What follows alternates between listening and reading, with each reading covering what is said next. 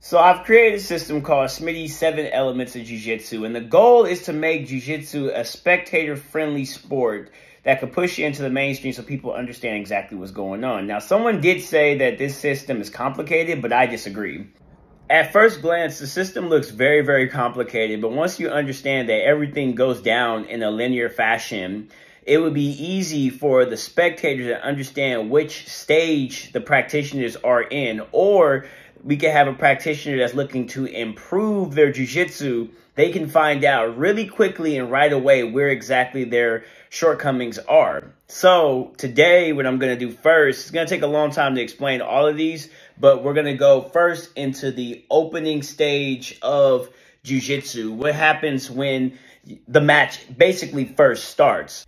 So to make sure that I never lose my audience, I'm always going to give brief overviews of the entire system, and then I will repeat myself about the topic that's at hand, okay? So the topic today is going to be openings, but let me give a brief overview of the 7. We have openings, strategy, tactics, end games, attacks, film study, cross-training, okay? It used to be called miscellaneous, but I changed the cross-training because it makes more sense. The opening is the determination of who is on top or bottom. This is when the athletes have to figure out who is going to be on top or bottom. Once that is determined, the strategy and tactics phase happens next, which is 2 and 3. This is the guard player versus the guard passer. The top player is called the guard passer. The bottom player is called the guard player. The end game and attack is where it gets kind of tricky, but you can visually tell what's going on. Sometimes the guard passer will get to the pin system. All the end game means is the pin system, and for the bottom player, it's his pin escape. That's the whole system for end games. I call it end games because in competition, this is where some people typically try to win by the point system. And also the end games, which is number 4, is good for the self-defense if you're not planning on trying to compete in jiu-jitsu. The attacking system, which is my favorite system, is number 5. And then film study, this is for people, basically this video, who are trying to viscerally understand how to get better at jiu-jitsu, and cross-training is, you know, fitness, cardio, maybe you do MMA, that type of stuff helps your jiu-jitsu. So now that we understand that part, let's go into the opening phase. That is the topic of today's video. So what exactly is the opening stage? The opening stage is when two athletes first meet. They have to determine who is going to be on top and who is going to be on bottom. And of course, the top player is called the guard passer, and the bottom player is called the guard player. Now, when you have a situation where there's two athletes who are standing with one another, that is the wrestling and judo game. Basically, what you're watching is the athletes are trying to force one another to be on the bottom. They're saying, hey, I don't want to be the player that's on the bottom. You're going to be on the bottom. And I'm going to pass your guard and get to the end game and attacking system. Depends on whatever they want to do. And it's kind of funny, by the way, don't be bullied into just doing the wrestling game. I know that online a lot of people say, hey, dirty guard pullers, guard pulling should be illegal in jiu-jitsu.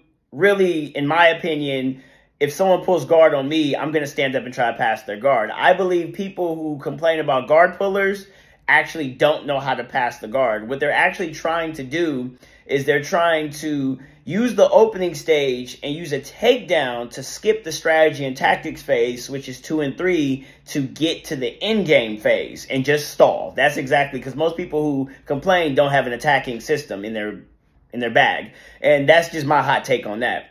So for those who do not want to wrestle and they want to sit on their butt, go right ahead. That's your opening stage. That's your opening gambit, your opening move. And then you're trying to use your strategy and tactics to probably use an attacking system. And on the flip side, if you don't want to be on your butt, you can just simply stand up. Most jiu-jitsu guys do not want to wrestle, and they're going to just concede to bottom position. Of course, once you get to competition, who knows what you're going to deal with. But typically in the training room, just stand up. People are going to immediately sit down and start passing their guard. But don't sit there and stall and try to force them to stand up, because now you're just being weird.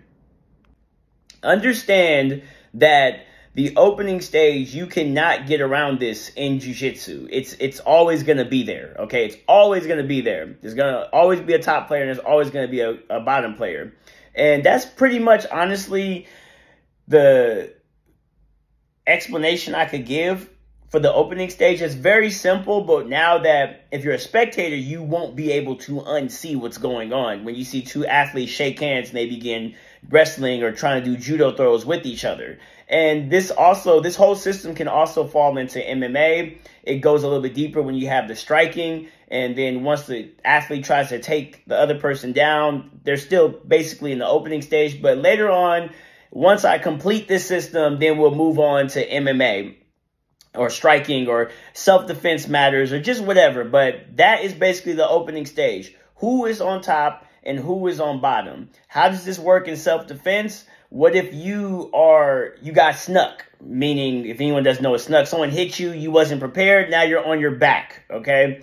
How are you, like, now you've passed the opening stage, and we need to get through the strategy and tactics phase of maybe how you could stand up, how you could use your guard and defend yourself. But the main appeal for jiu-jitsu is the end game system, especially for women, which is how to escape a pin when someone big is on top of you. Now, I've went through a large tangent. Basically, please understand, the big takeaway is that the opening stage is the determination of who's on top and who's on bottom. This is when it gets on the ground. If they are still standing and they're wrestling and trying judo trips and throws on each other, they are still in the opening stage. They're trying to fight for dominance of who is going to be the bottom player. We understand that now, right? Okay, so that's the opening stage. Next video, I'm going to go into the strategy phase. I'm going to go into the tactics, and we'll just continue on with that. But I hope that part makes sense. Thank you. This is Spiderweb X, a.k.a. narrated by Smitty'Wit. Y'all take care. I'll see y'all on the next one.